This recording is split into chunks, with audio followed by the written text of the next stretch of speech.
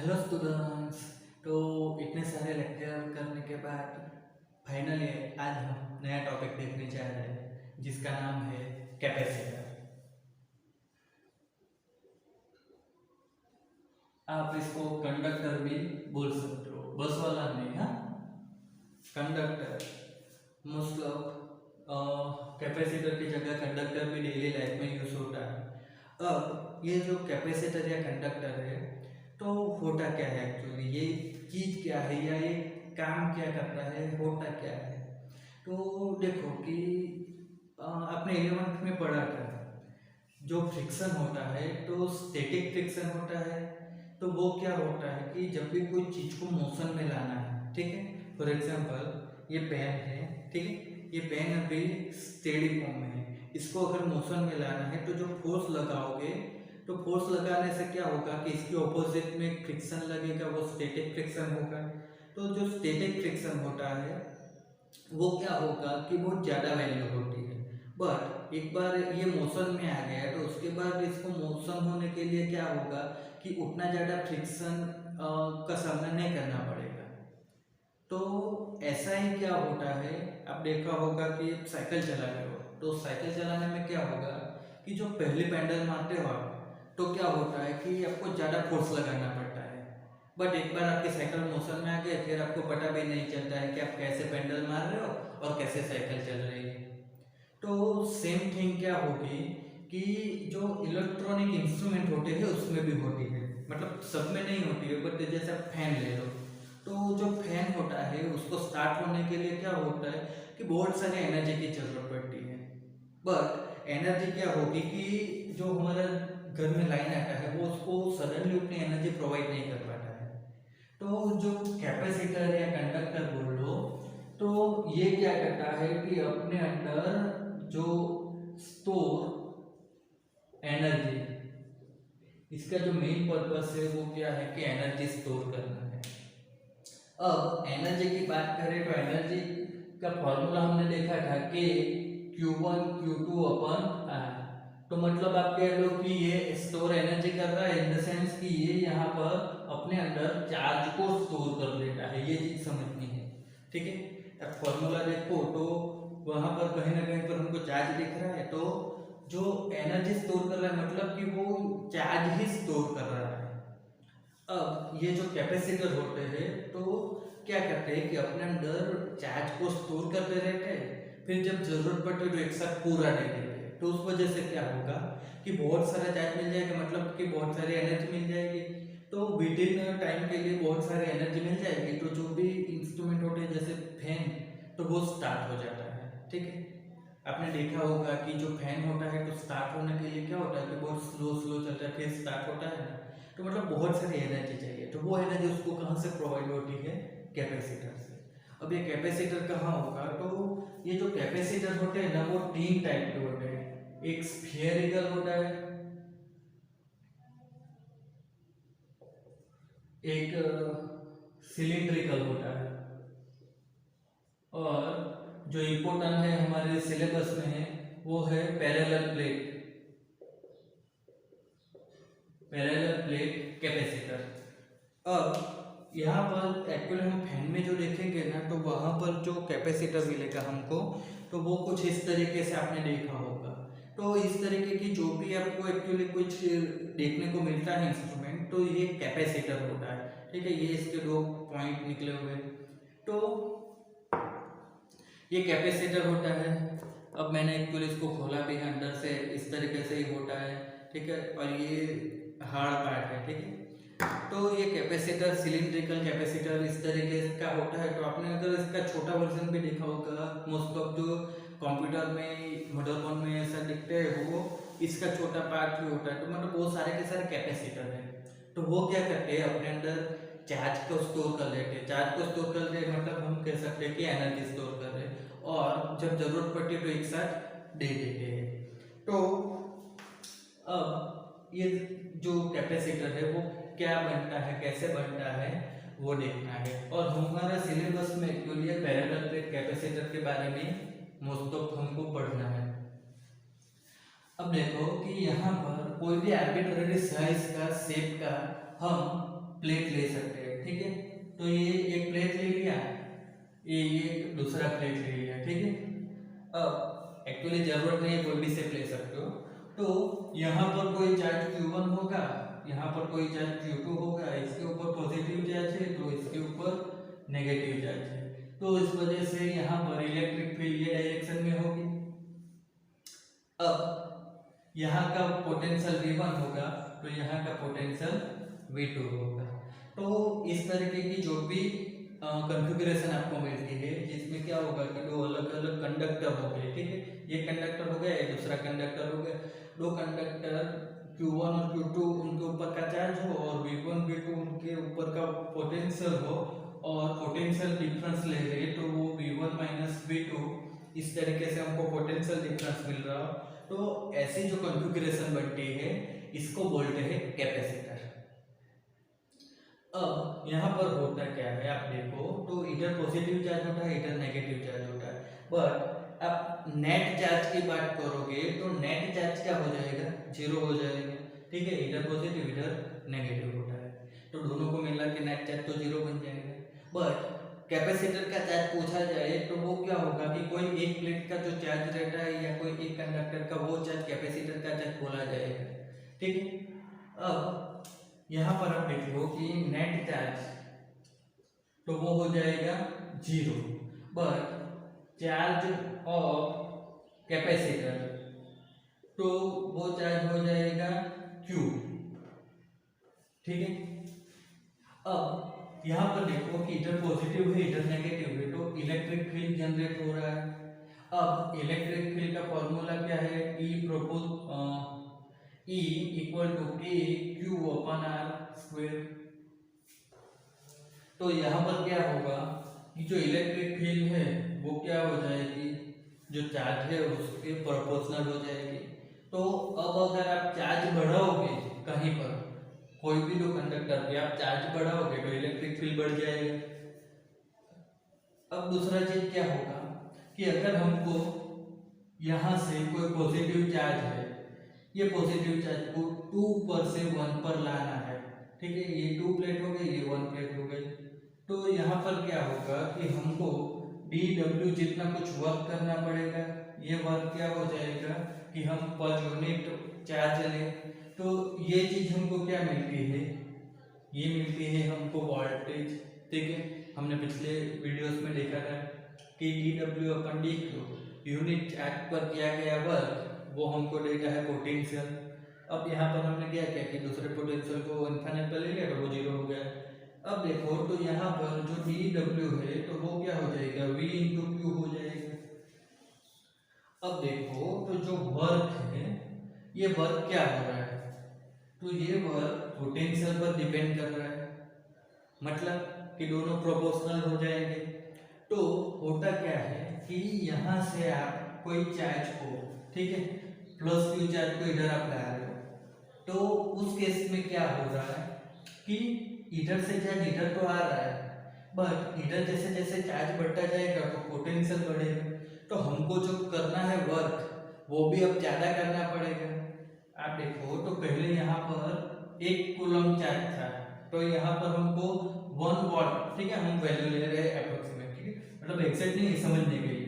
तो 1 coulomb charge था और 1 वोल्ट जितना था, फिर इधर से 1 कूलम चार्ज आ गया दूसरा, तो अब यहाँ पर 2 वोल्ट जितना हो गया, ठीक है। अब अगर हम तीसरा लाने जाएंगे तो हमको क्या करना पड़ेगा भाई, 2 वोल्ट का सामना करना पड़ेगा, जबकि पहले तो 1 वोल्ट ही था। तो अब हमें अगर तीसरा चार्ज लाएंगे तो इधर टोटल जो पोटेंशियल होगा वो 3 वोल्ट हो जाएगा। तो चौथा जब हम लाएंगे तो क्या होगा, 3 वोल्ट का सामना करना पड़ेगा। तो मतलब क्या है कि जैसे जैसे इधर पोटेंशियल बढ़ता जाएगा, हमको जो वर्तन करना होगा वो क्या होता जाएगा, ज़्यादा करना पड़ता जाएगा। अब दूसरी चीज़ ये है कि ये जो कैपेसिटर की प्लेट होती है, इसको आप अगर यहाँ पर कोई बैटरी लगाकर भी जोड़ दो तो भी आप इसको चार्ज कर सकते हो। तो ये जैसे जैसे चार्ज होती जाएगी, इनके ऊपर क्या होगा कि जो चार्ज है वो बढ़ता जाएगा, बट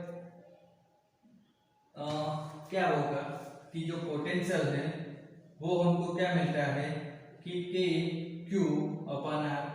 तो जो पोटेंशियल है वो क्या होगा कि जो चार्ज है उसके प्रोपोर्शनल हो जाएगा। तो हम यहाँ से क्या लिख सकते हैं, Q equal to V into सी।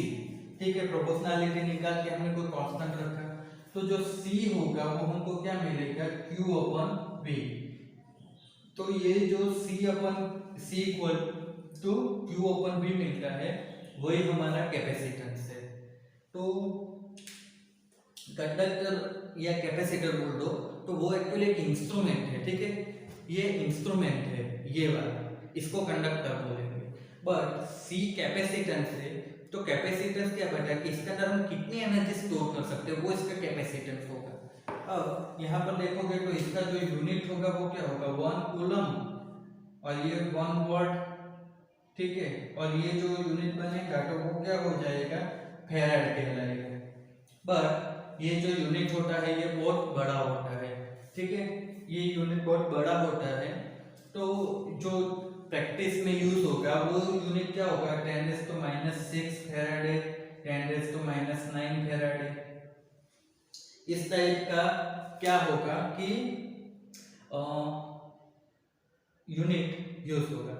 अब ये यूनिट इतना बड़ा कैसे है, तो ये चीज हम नेक्स्ट लेक्चर में जब पढ़ेंगे पैरेलल प्लेट कैपेसिटर उसमें देखेंगे, वहां पर हम इसका फॉर्मूला भी डिराइव कर लेंगे, तो वहां पर हम ये चीज देख पाएंगे।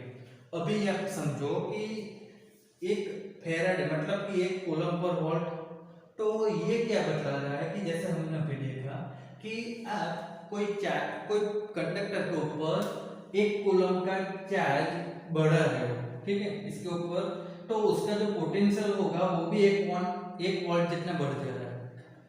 तो इसका मतलब तो क्या होगा कि अगर आपने 25 कूलम का दिया तो इधर तो पोटेंशियल भी 25 वोल्ट हो जाएगा।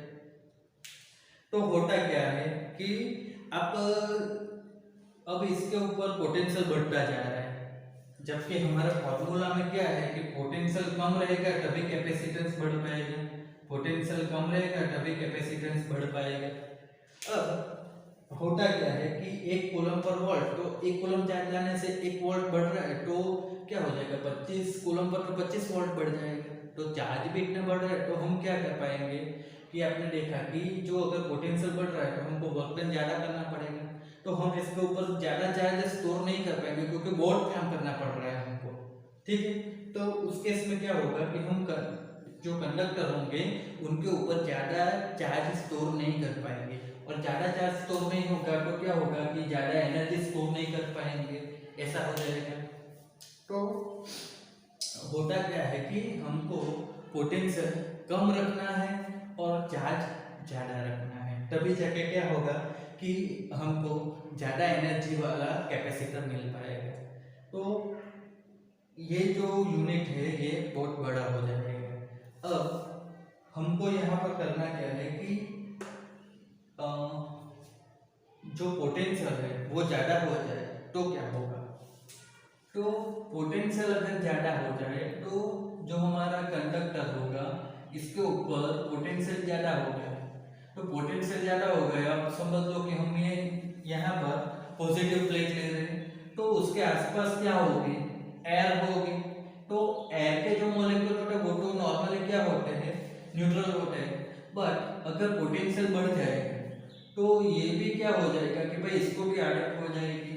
ठीक है, तो ये क्या करेगा कि अगर ये पॉजिटिव प्लेट है तो नेगेटिव चार्ज इसकी ओर अट्रैक्ट हो जाएंगे और पॉजिटिव अलग हो जाएंगे, और इसी को बोलते हैं पोलराइजेशन। लास्ट लेक्चर में हमने पढ़ा था पोलराइजेशन के बारे में। तो होता क्या है कि अगर पोटेंशियल बढ़ जाता है तो उसके सराउंडिंग जो भी एयर होती है उसका पोलराइजेशन हो जाता है। अब ये पोलराइजेशन हो जाएगा तो क्या होगा कि आप देखो तो इधर तो पोटेंशियल ज्यादा है, तो ये इलेक्ट्रॉन क्या हो जाएंगे, इधर आ जाएंगे, तो फाइनली क्या होगा कि इसका जो चार्ज होगा वो कम होता जाएगा, क्योंकि ये नेगेटिव इधर आ गए तो ये पॉजिटिव था, बट अब नेगेटिव मिल गए तो ये तो क्या हो गए, न्यूट्रल हो गए, तो इसका जो चार्ज था वो क्या हो गया, कम होता गया। तो उस वजह से क्या होगा कि ये फॉर्मूला में देखो तो Q अगर कम होता जाएगा तो कैपेसिटेंस भी कम हो जाएगा। अब ये जो यहाँ पर आप देखो कि ज्यादा पोटेंशियल की वजह से एयर आयोनाइज होकर इसके ऊपर आ जाती है, या फिर दूसरा भी हो सकता है कि यहाँ से चार्ज बिना कोई रीजन के, मतलब कुछ अननोन रीजन से भी चार्ज यहाँ से इधर आ जाता है, इधर से कोई इलेक्ट्रॉन फ्री हुआ और इधर आ गया, तो ये भी क्या हो जाएगा कि न्यूट्रल हो जाएगा, पहले पॉजिटिव था अब न्यूट्रल हो जाएगा। तो इस केस में क्या होगा आप देखो, तो चार्ज का लीकेज हो रहा है, या फिर आप बोलो कि डिस्चार्ज हो रहा है, ठीक है। ये डिस्चार्ज हो जाएगा क्योंकि जो चार्ज है वो कम होता जा रहा है, मतलब चार्ज कहीं पर जा तो नहीं रहा है, ठीक है, बट क्या हो रहा है कि बैलेंस हो रहा है, तो मतलब चार्ज कम हो रहा है, तो हम क्या बोलेंगे कि ये डिस्चार्ज की प्रोसेस है। तो ऐसा कब होगा डिस्चार्ज, जब पोटेंशियल बहुत ज्यादा बढ़ जाएगा। तो कोई एक सर्टेन लिमिट तक क्या होगा कि कंडक्टर के ऊपर आप चार्ज दे सकते हो। अब ये जो चार्ज लेना है तो ये मटेरियल के ऊपर डिपेंड नहीं करता है, ठीक है, मटेरियल के ऊपर डिपेंड नहीं करता है। तो उस वजह से क्या होगा कि कोई भी प्लेट, कोई भी मटेरियल का प्लेट ले लो तो उसका अपना चार्ज क्या होगा, फिक्स रहता है। तो अब देखो यहाँ पर क्या होगा कि डिस्चार्ज हो रहा है, तो कोई एक सर्टेन लिमिट तक क्या होगा कि ये दोनों प्लेट थे, तो दोनों प्लेट के ऊपर आप कोई Q जितना चार्ज दे सकते हो, तब यहाँ पर कोई लीकेज नहीं होगी। तो इसी को बोलते हैं लीकेज बोल दो, या इसको डाइइलेक्ट्रिक ब्रेकडाउन भी बोलते हैं। जब नेगेटिव चार्ज इधर से इधर आकर इसको न्यूट्रल कर देता है, या फिर ज्यादा पोटेंशियल की वजह से जो एयर के मॉलिक्यूल है उनमें आयोनाइजेशन होके कंडक्टर के चार्ज कम हो जाते हैं, तो इसको ब्रेकडाउन भी बोलते हैं या लीकेज भी बोलते हैं, डिस्चार्ज भी हो जाए। तो होता क्या है कि दो प्लेट के बीच बिना लीकेज के आप मैक्सिमम जो वोल्ट दे सकते हो, या फिर आप बोलो कि मैक्सिमम कितना चार्ज स्टोर कर सकते हो, उसको बोलते हैं डाई इलेक्ट्रिक स्ट्रेंथ। अब ये जो डाई इलेक्ट्रिक स्ट्रेंथ है, तो क्या होगा कि कोई भी मटेरियल के लिए यह फिक्स होगी। अब सपोज यहाँ पर एयर दिया गया है, तो उसकी डाइइलेक्ट्रिक स्ट्रेंथ है, तो वो स्ट्रेंथ है 3 × 10⁶ वोल्ट पर मीटर। तो आप अगर इसको सेंटीमीटर में कन्वर्ट करो तो यहाँ पर मीटर की जगह ये क्या हो जाएगा 100 सेंटीमीटर, तो 2 पॉइंट यहाँ से 2 कैंसिल हो जाएगा, तो 3 × 10⁴ वोल्ट पर सेंटीमीटर। अब ये सेंटीमीटर में क्यों लिया है, तो वो हम पैरेलल प्लेट कैपेसिटर की बात करेंगे तब देखेंगे। पर इसका मतलब समझो कि अगर ये मेरे दो हाथ है, तो क्या होगा कि ये दोनों अगर कंडक्टर है, तो ये दोनों एक दूसरे से क्या होंगे कि 1 सेंटीमीटर के डिस्टेंस पर होंगे, तब ये दोनों के बीच का जो पोटेंशियल है वो कितना होगा 3 × 10⁴ वोल्ट जितना।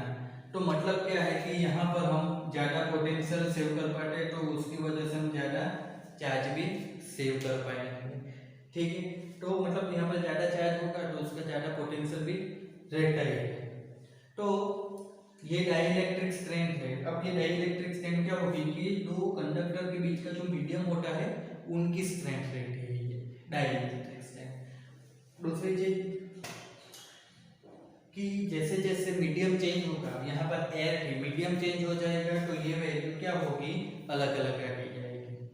तो ये डाइइलेक्ट्रिक स्ट्रेंथ मीडियम पर डिपेंड करेगी, तो मीडियम वाइज चेंज होती रहेगी, बट ये जितनी ज़्यादा होगी उतना ज़्यादा हम वहाँ पर चार्ज स्टोर कर पाएंगे। अब कैपेसिटर का काम ही है चार्ज स्टोर करना, फिर क्या होगा कि सडनली जहाँ जरूरत पड़ेगी वो सारा चार्ज एक साथ दे देंगे, तो वहाँ पर ज़्यादा ऊर्जा मिल जाएगी, ठीक है। तो कैसे U = K/1Q2/R फॉर्मूला है। तो ये हमारा एक्चुअली क्या था, इंट्रोडक्शन था। अब यहाँ पर हमने कैपेसिटर की बात की है, तो कैपेसिटर का जो सिंबल आएगा वो इस तरीके से आएगा, ठीक है। ये क्या होगा कि जब कैपेसिटर की वैल्यू फिक्स होगी, और दूसरा क्या होगा कि इसकी वैल्यू वेरिएबल होगी, तो उसके ऊपर इस तरीके से एरो लगा देना है। तो आज का लेक्चर हम यहाँ पर खत्म करते हैं। नेक्स्ट लेक्चर में हम पैरेलल प्लेट कैपेसिटर के बारे में देखेंगे।